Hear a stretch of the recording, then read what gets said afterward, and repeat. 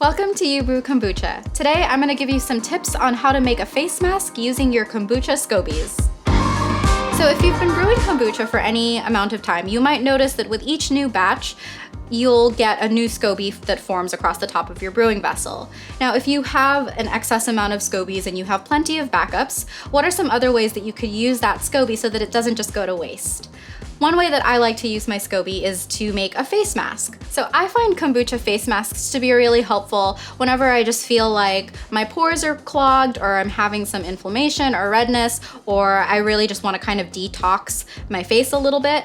I like to make DIY masks all the time, and since I've started brewing kombucha, I've started incorporating my kombucha SCOBY into the mix. So you can actually make face masks with a lot of things that you already have in your kitchen. So here are some examples of things that I like to put into the face masks that I make. I have honey, which is really great for anti-inflammation. It's good for retaining moisture in the skin, and it generally helps with a clear, kind of bright complexion. I have some orange blossom water here just to help with the aroma and to make it smell good.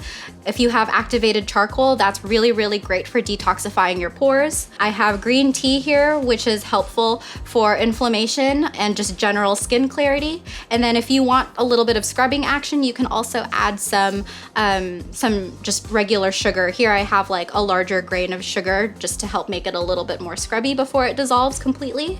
And then of course, last but not least, I have a SCOBY from one of my previously brewed batches of kombucha. The way I like to make a face mask is honestly to just throw everything into a blender and puree it all, and then just add more ingredients to kind of adjust the texture depending on what type of texture I'm looking for. But I'm just gonna go ahead and add my SCOBY with a little bit of kombucha there. And I don't really measure because it's not a super precise recipe. I'm gonna add some sugar.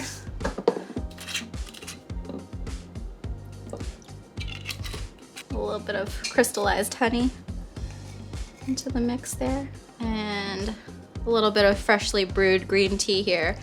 I just let the leaves kind of fall in as well, since those will be nice for the texture also. Look how pretty those leaves are. Whew. And then if you want a little bit of activated charcoal, this will make it look a little interesting, but it's good for your skin, so it's worth it, right?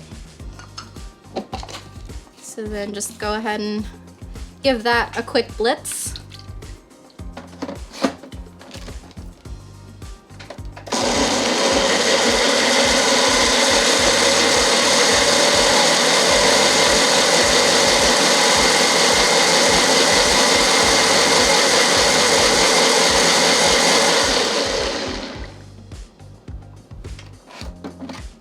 So as you can see, it's a little bit on the runnier side.